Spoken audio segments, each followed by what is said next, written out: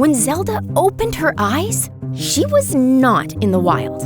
The wild didn't have soft blankets. Where was she? And why didn't her legs work? Zelda didn't know how long she'd been asleep, but she knew she was in trouble. The day before, an animal rescuer found her on the side of the road, looking really sick. At first, the rescuer thought Zelda might be a dog, but she was actually a young coyote. Coyotes are canines that live all across North America, Earth Rangers. They eat dead things, and help prevent the spread of diseases. Basically, they're nature's cleanup crew. But Zelda was too sick to do that. She didn't even remember being rescued. Her rescuer took her to Geaux Wild Rehab, a special place in Louisiana where they help wild animals. The team at Geaux Wild was worried. Zelda couldn't even lift her head. What was wrong with her? They took x-rays and ran tests, but they couldn't find any broken bones or detect any diseases, which meant they still had no clue why Zelda was sick. They could tell by how skinny she was that Zelda hadn't been eating. So they used a syringe to squirt food into her mouth. And after a few days of small meals, she held up her head. It was a good sign and meant she was ready for raw chicken. Yum? If you're a coyote, that is.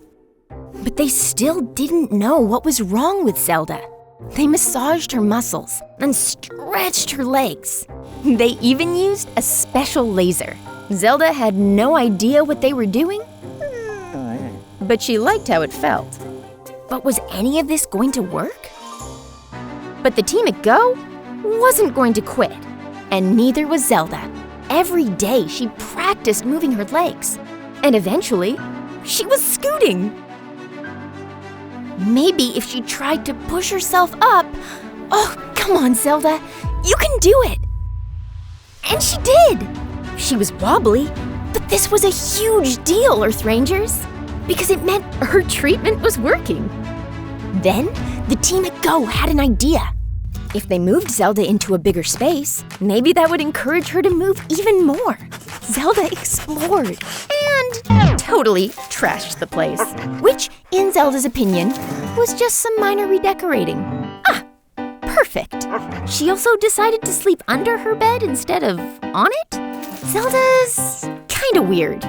She was moving so much, the rescuers decided to move her to an even bigger space, outdoors. Zelda could see and smell the wild. It was right there. Was that a squirrel? Ooh, and are these crickets? By the way, coyotes don't just eat dead things, Earth Rangers. They eat lots of stuff. Plants, animals, even bugs. Zelda walked every day, and every night too, with a few snack breaks in between. Then one day, the rescuers took her out of her enclosure to clean it. Except this time, they didn't put her back inside. Were they taking her to an even bigger space? Sorta, Earth Rangers. They were taking her to the biggest space of all, the wild! Zelda could hardly believe it. But when they opened the door to set her free, she didn't move. She was too nervous. What if she still wasn't ready?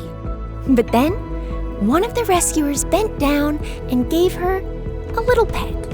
And that was enough to help her be brave and run. Go, Zelda!